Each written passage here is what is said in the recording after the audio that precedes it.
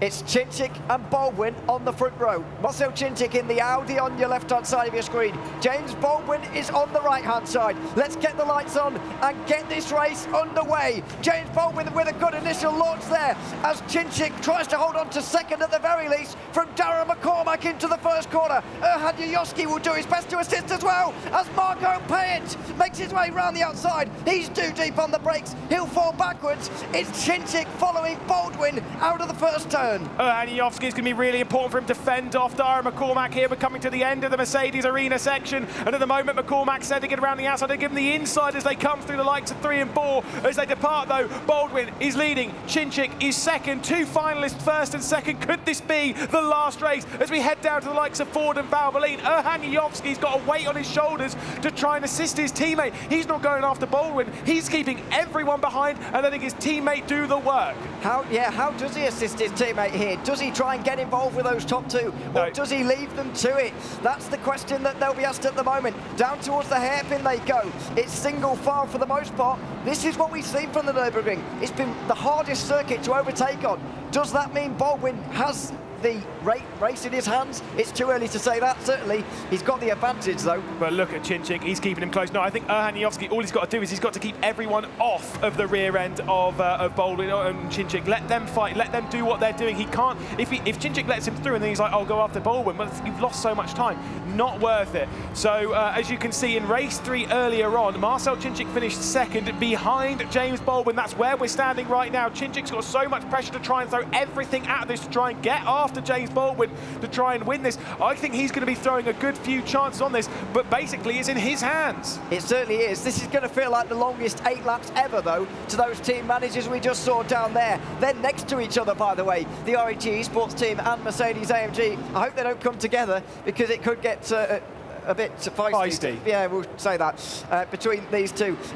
It certainly seems that you are correct, though. Erhan Yayoski is holding everybody else back, really, rather than trying to get involved himself. As Darren McCormack gets close, there's more than a second, or nearly a second, sorry, back already. Yeah, I think that's the wisest thing. By the way, how many races did I say this was going to be? 6. Thank you. Just throwing that one out there right now. We are in the 6th race on Championship Sunday, and James Baldwin is in position, in prime position, to take victory in the very first ESL R1 Spring Major, in the very first series on Rennsport, to become that first champion, to hoist that trophy and to win 45,000 euros. It just so happens that destiny for Marcel Chinchik might be defined in this race. Could he change it right now? He's on the rear end of Baldwin. He's 4 tenths back, and guess what happens with that Audi as the race goes on? It gets stronger. It certainly does. With a championship on the line, who knows what's going to happen, though? Only halfway around lap 2, and it's going to feel like the longest 8-lap race there's ever been between these two at the moment. There's going to be a battle from start to finish. Now the equation of tactics starts to go into play, though. Does Chinchik go through immediately at the first chance he can, or will he hang back for the later laps? I mean, I think he's got to go for it. He's got to go. We've said before, this circuit is hard to pass at. You don't get too many opportunities. As soon as you get even the slightest width, you have to go for it. Again, for the likes of Marcel Chinchik and now for James Baldwin when it comes to his defence, what do they have to lose from going for it? Right? Marcel Chinchik right now, if he goes down the inside and he fails and he crashes and spectacularly, well, James Baldwin was going to win anyway if he didn't go for it. You know, that's kind of, it's all or nothing for these drivers. Everyone else is trying to score points. Everyone else is still trying to get into finalist mode. Just so happens again for them, they've got to get past Erhan Yayoski, whose teammates have one of those too. Absolutely, and that's making this a whole lot more difficult. It's a man versus man battle at the moment between James Baldwin and Marcel Chinchik. Baldwin forced to defend it towards turn 1. The first sign of battle between the two. Chinchik gets to the inside. Just the first little punches being thrown. Yeah, that was a slight, you know, hip jab. That's where I got my bruise from yesterday. That's just where that's all starting right now. Oh my goodness me! Sorry, we're a bit tense here up on the stage here, watching down on this. Chinchik's close, like you say. He is going to sit there. He's got to go for something. The thing is, these two, I would argue, it's so far through the day. Yes, I know Darren McCormack's been absolutely fantastic. When it comes down to consistency, when it comes down to everything they've done, these two have been the very best. They have been great. And also, James Baldwin, how much better has he been here at LAN than he was online? That's not to say he was bad online, but he has stepped it up to another level. He certainly has. He's won 3 in a row, trying to make it 4 to win this race. Let's not forget, win this championship even. Let's not forget, he came into day 2 of the major in 4th in the standings with a little bit of work to do, with everybody talking about Chinchik versus Bennett, with maybe a bit of helping of Rogers maybe, but they weren't speaking so much about James Baldwin, really. Now he's in the equation. By the way, out of these 2, and out of the 5 races we've had so far, so 10 results, only once have one of these 2 finished outside the top 4. And again, I did say earlier on, the speculation elf did tell me that James Baldwin was going to win after 8 races. I think it still kind of counts if it's Baldwin after 6. Yeah, we'll have to wait and see.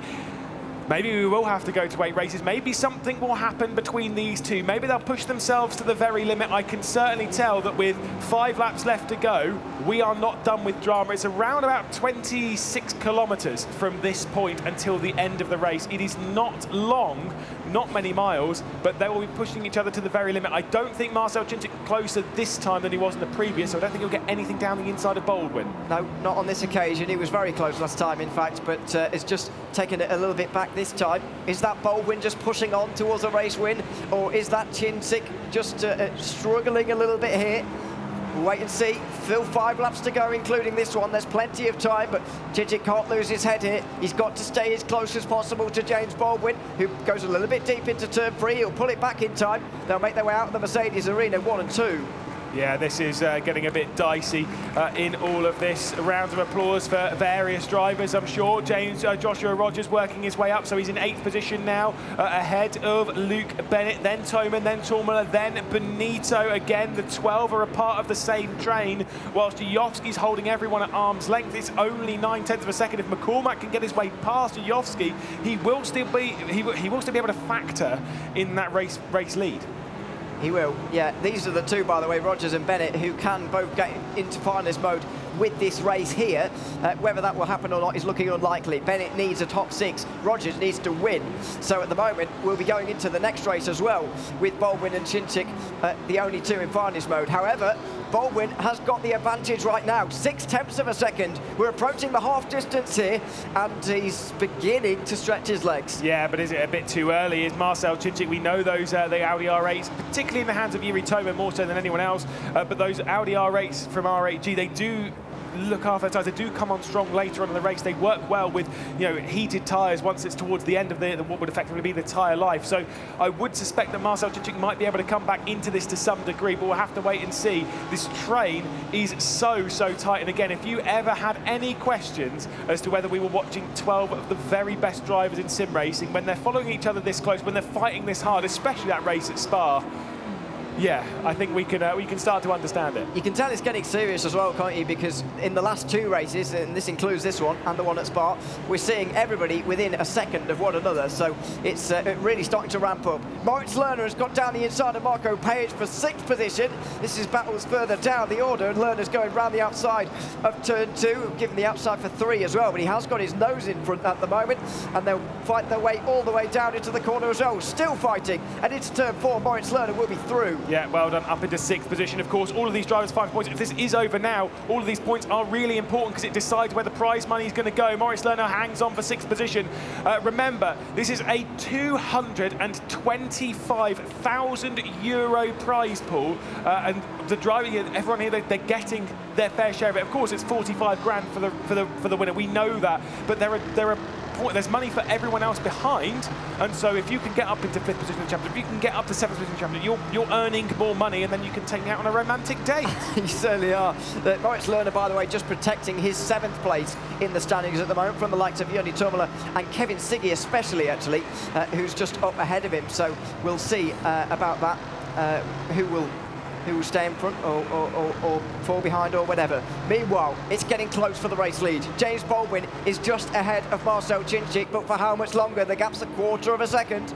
Let's see. So James Baldwin starting to feel that pressure once again. He pulled out to around about half a second. Marcel Chinchik's filling the mirrors as they head through the NGK chicane. Haniovski's again holding around about that 9/10 margin as Marcel Chinchik's remaining close. He's not using, curiously, again, maybe it's the cars and such, he's not using that curb on the left-hand side to turn in through the final corner. As they head out onto the start-finish straight, it is just 0.3 of a second onto the start-finish straight. They could be close to being a dive bomb here as Marcel Chinchik is closing in. James Baldwin feeling the defensive move.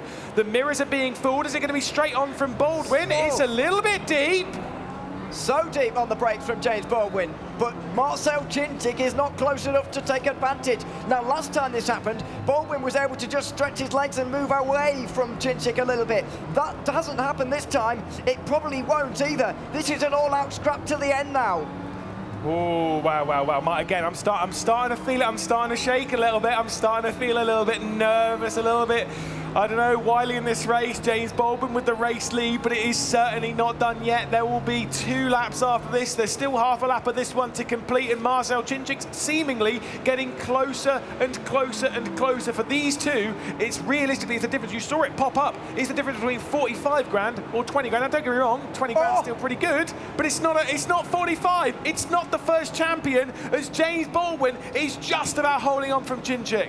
He just about is through the Schumacher-esque. Chinchik just able to put up on the curb a little bit better than James Baldwin was on that occasion. He'll stay within 1/4 of a second. They're both pushing to the absolute limit, using all of the road they possibly can get away with. Out of the right-hander here, which sets you up on the run up towards the chicane. Baldwin's got a good run here. Well, let's see. Is there going to be a move into NGK?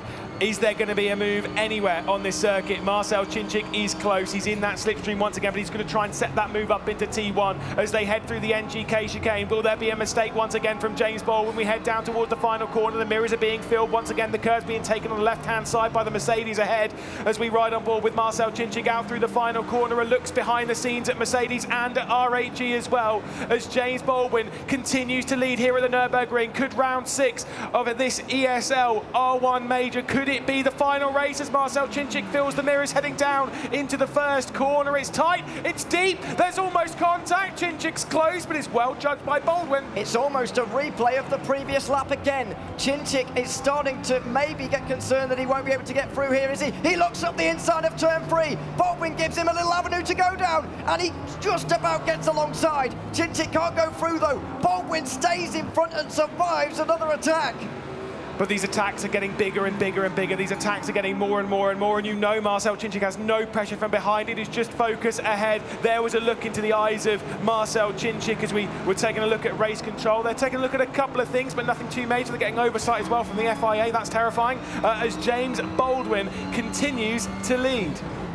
Very nearly went down the inside there, did Chinchik. Baldwin forced to defend. Chinchik gets into the back of him. They're side by side. Yeah, he that backs off stand. a little bit because that would not have stood. Yeah, let them race. Let them race, that is for sure. That was just a bit of contact, but Marcel Chinchik read it brilliantly. But is he going to make any contact again? They're heading up towards that chicane. They're heading up towards the backstretch as they head their way through it. Once again, James Baldwin is feeling the pressure from 2 RHGs behind her. Haniovski will surely back off just a little bit. He doesn't want to get involved with Marcel Chinchik at all. He wants to let his teammate get on with what he's getting on with. 1/4 of a second between them as they head through Ad Van Bogen. Is there going to be a move up towards the NGK chicane? Don't know if there will be here. Baldwin should have enough, but it should all be about turn 1. It will come down to the final lap. We saw this at Spa. We saw these two drivers fighting it out. We knew that that was the moment that Chinchik and Baldwin were going to fight over it. Baldwin won the race. Chinchik forced to go to another one. Now he has the chance to go through. Yeah, 5 kilometres then left to go. We had a fantastic finale at Spa. Are we going to get one here as well? Down towards the first corner, James Baldwin's going to go. Is there going to be a mistake? The mirrors are being filled. Marcel Chinchik's trying everything he can.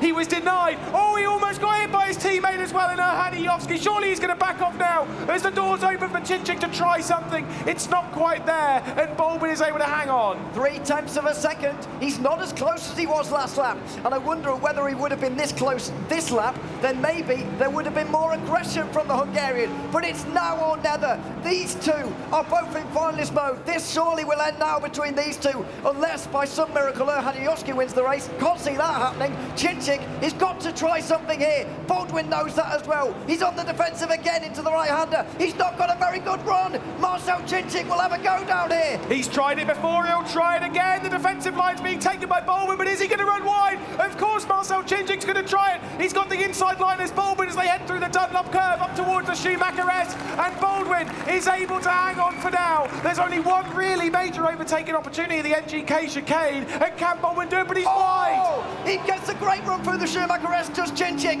There might be a chance into the left-hander here. He goes for it down the inside. Very close. Baldwin doesn't get past there. Chinchik is going to try and go through on the inside of the right-hander. He just pulls back for the moment. He'll get the run out of this corner. It will come down to the very final chicane. Let's see then. We've got 3 corners left to go. We've got James Baldwin in the lead. We've got Marcel Chinchik trying it. He's going to get to the outside. He's going to commit as we head into NGK. There's nothing being left on the table. There's contact between the two. And James Baldwin, I think, might have been sent around. Marcel Chinchik gets a slowdown. And Erhan Yuyovsky is going to come through to win. It is not done yet.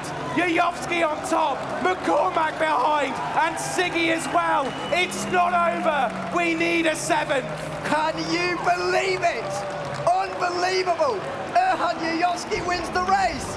And somehow, nobody's going to be happy about this. Absolutely no one is. Mercedes and RAT are shaking their heads. They're sat next to each other.